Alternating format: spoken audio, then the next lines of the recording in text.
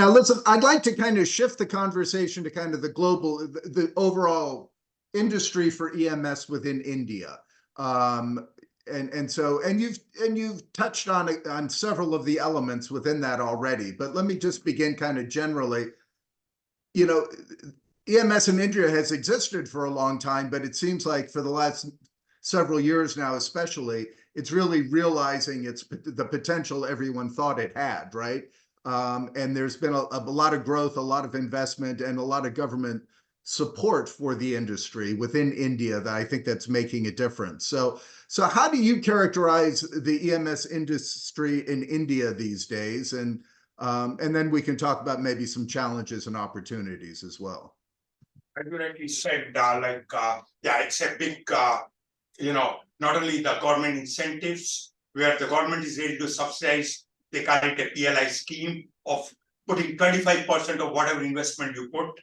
And, the industry globally in India is expected to grow on 6.7% CAGR from 2024 to 2030.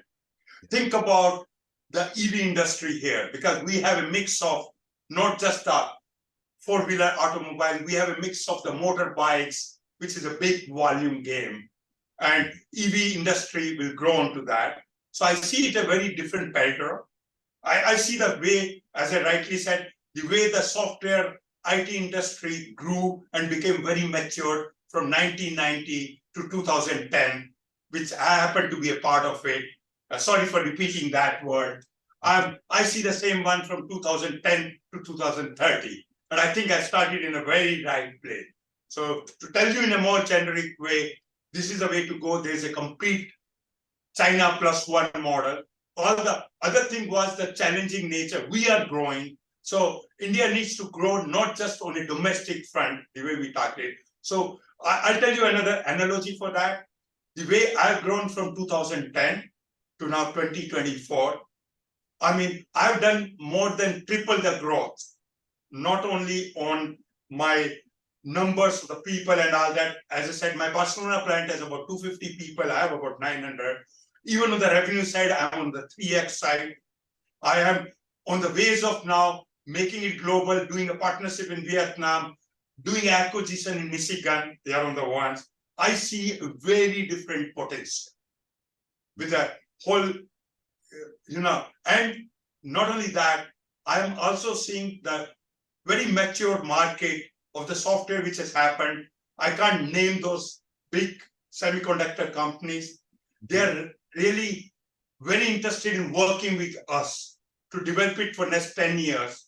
The whole shift from, I can't say it on the China to us, as you rightly said, it's also, but I see this emerging in this decade, a very mature manufacturing domain market.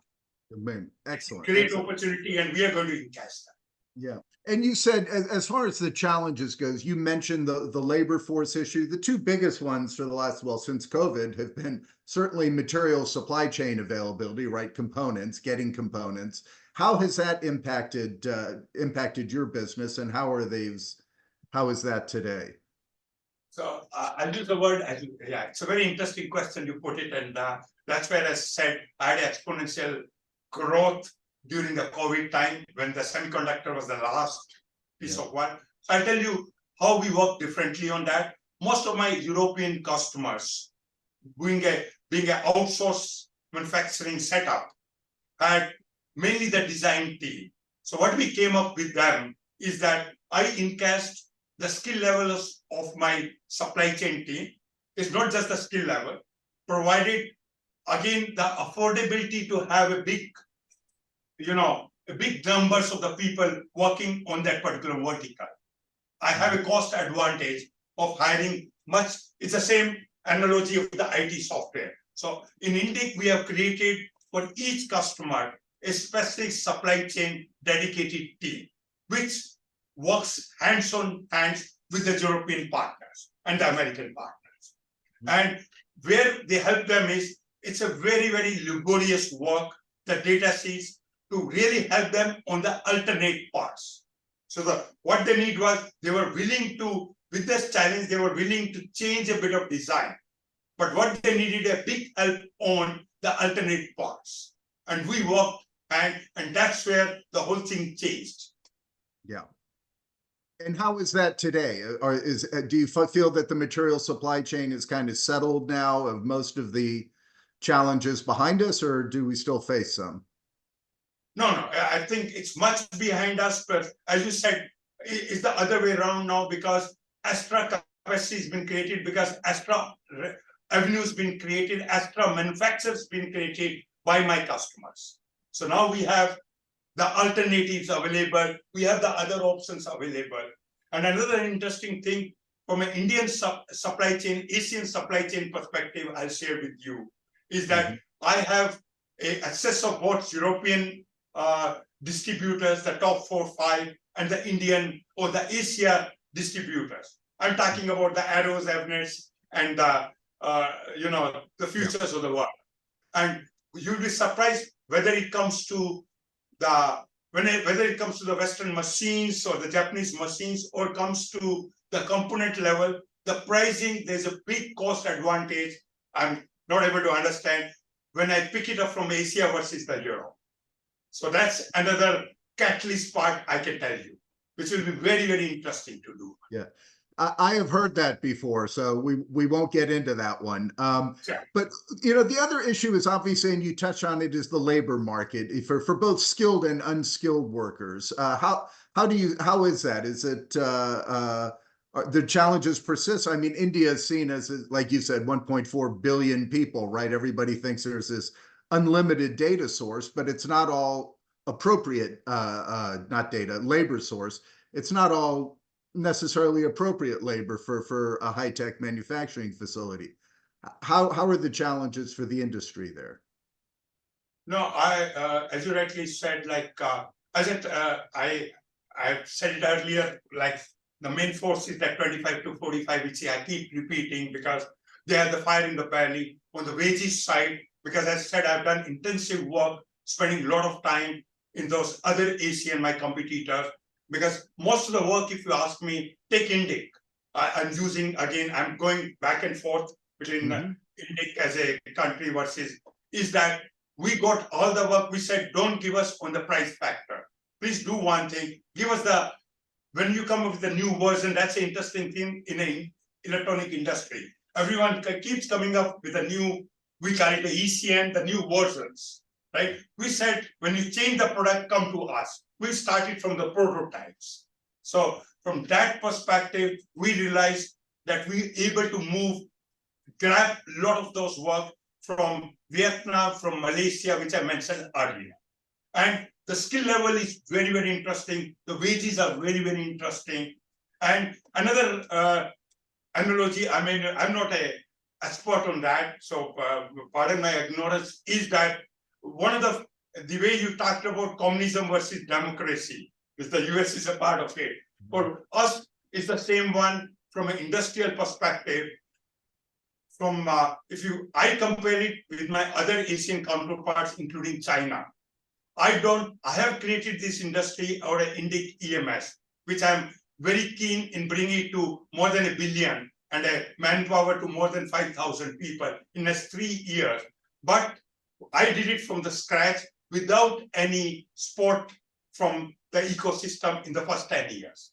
So it's, for me, the entry barrier was so high, and I able to achieve that. So for me, China, and I see even the Vietnam, my own study says that a lot of money has been a lot of it's been funded by somebody else, some other country, geographically. I don't want to name that. But I see that as a we have able to prove ourselves that we can do it with no support and create this sort of a niche market. And the education system is so great. Here, it's not, about the high middle income group, but the low middle income group. You ask about the help, I have it in my home.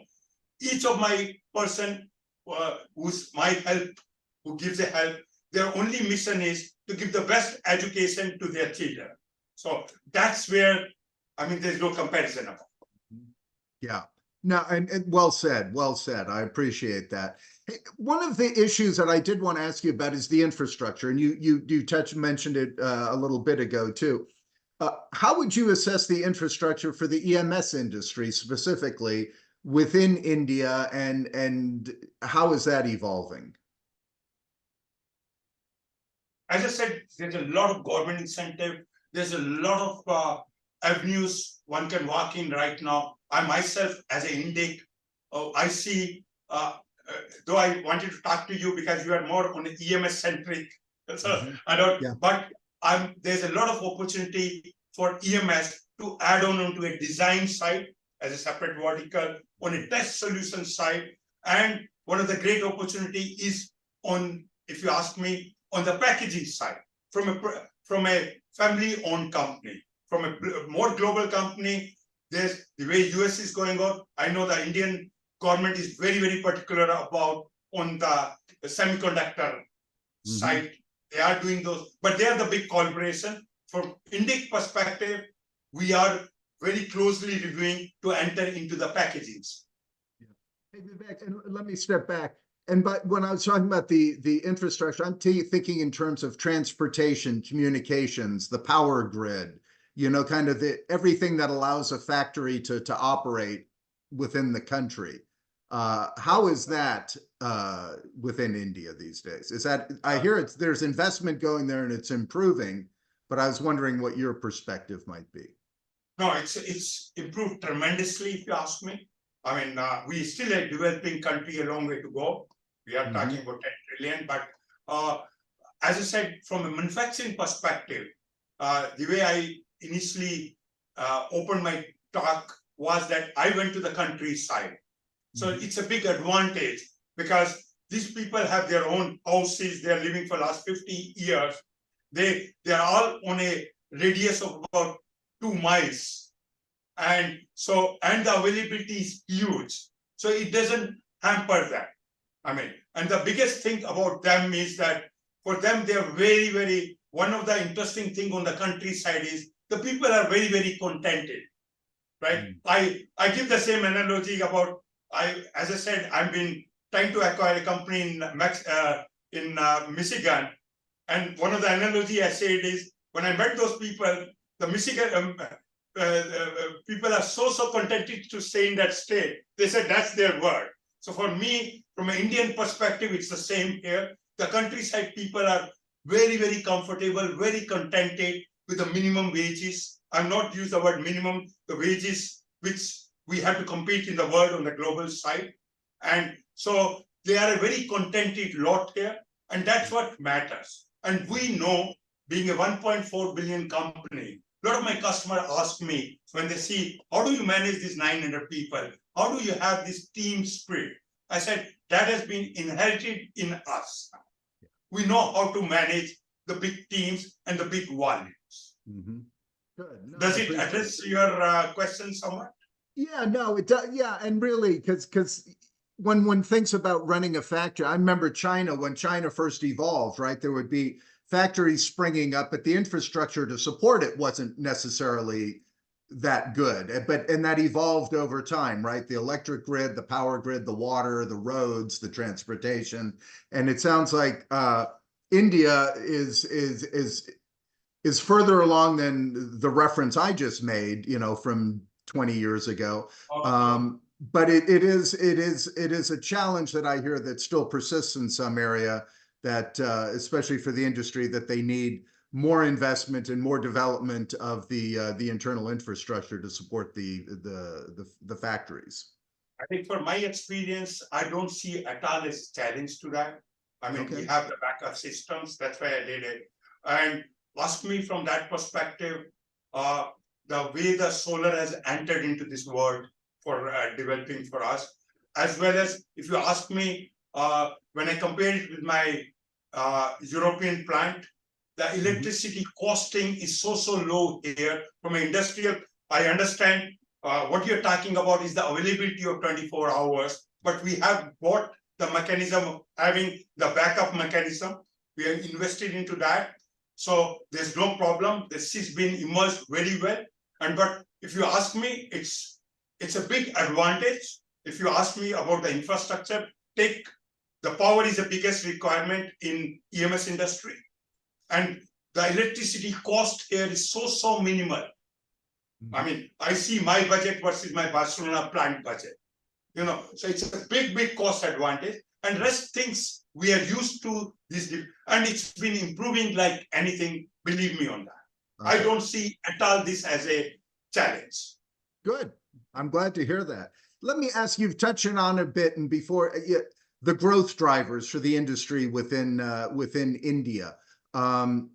You talked about the various, the renewables, the EV, and the IoT as being the big markets that you're focusing on. And it seems to me that those are also major drivers for the industry within India. Everybody hears about, the Foxconn and the Apple computer factories and all that's being built. And then we also hear about, the development and the growth of the middle class in India, right? And becoming a larger consumer base too. So that, but what do you see as the growth potential for the EMS industry within India over the next few years? I said, it's a question of, we have to bring the differentiator, which, like as I said earlier, like what we managed to prove into that were not even in the software. We were not just the outsourcing model. We were also, there's a biggest number of, it's not just the Accenture or IBM who have 125,000 people working in India. So I use the same analogy but there are companies like Intel, there are companies like Texas, TI, you name the companies, AMD. There's a big man force here on that, very well developed skills levels on that. I see the same way out here. I see mainly, as I said, from that perspective, I see a very interesting one. The government support is enormous, right? So I really see, first thing is Asia is I understand that US is developing their own way, Europe is, but I strongly believe, and I think it's a fact now, that still the most of the developed countries, when it comes to manufacturing, are still over-dependent on Asia, whether it's Malaysia, Vietnam, India. And I see, for me, competing with Malaysia and Vietnam is no big deal. And this China plus one, and I believe, as I said, most of it depends on the education system, the strong education system this country has developed, as well as the youth manpower who's willing to work 12 hours to 15 hours, 18 hours a day. Yeah. Under the adversity.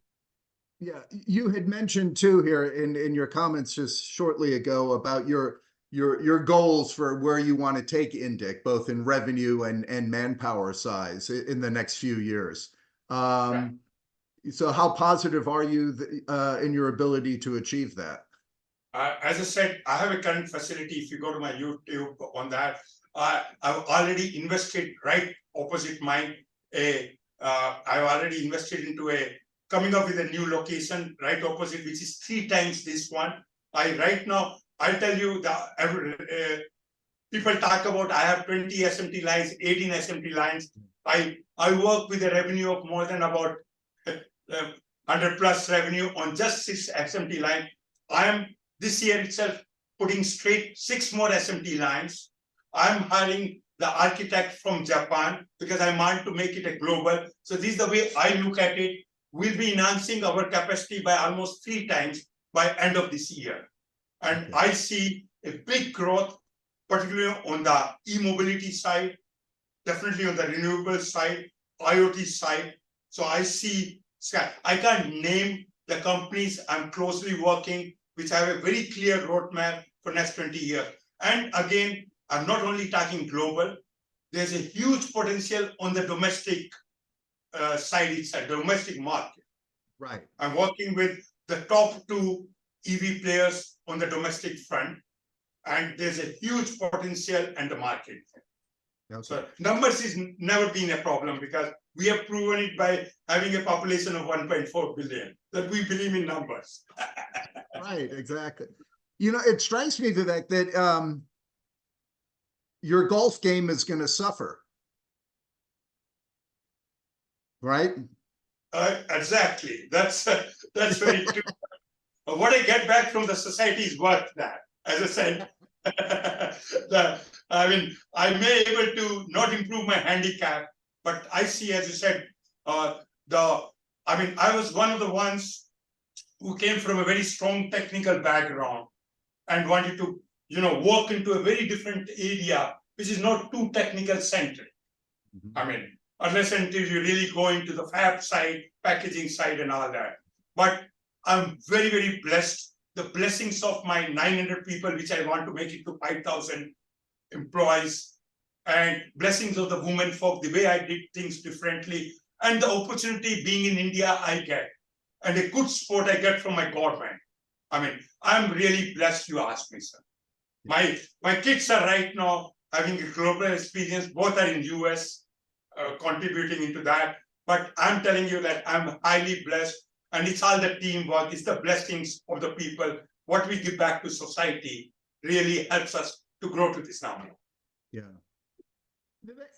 You have a tremendous story to tell, and I'm glad you've been able to share it with me today, because I love telling the story of the industry, and yours I had heard a little bit about, so I was glad to connect with you and have the opportunity to share your story and the success that you're achieving within the industry in a very exciting region of the world right now for the EMS industry, especially. So I want to say thank you to you for your time today.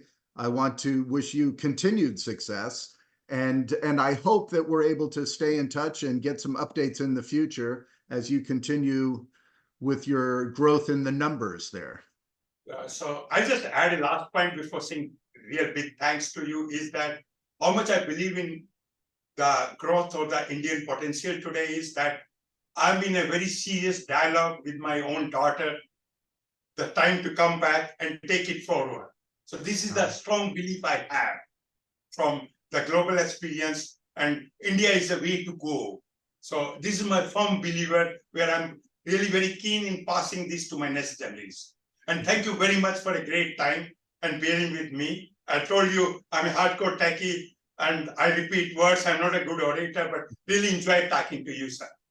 No, that was a great testament you gave right there for the industry and for what is happening. If you were to invite your family and to continue it, that speaks volume for your belief and your commitment to it. So I commend you for that too. Vivek, it has been a pleasure. You have been a terrific interview. I look forward to continuing to watch your story and catch up again in the future, sir. Sure, I'd love to have a discussion with you whenever you give me an opportunity. Absolutely. Thank you very much. Thank you. Have a great day.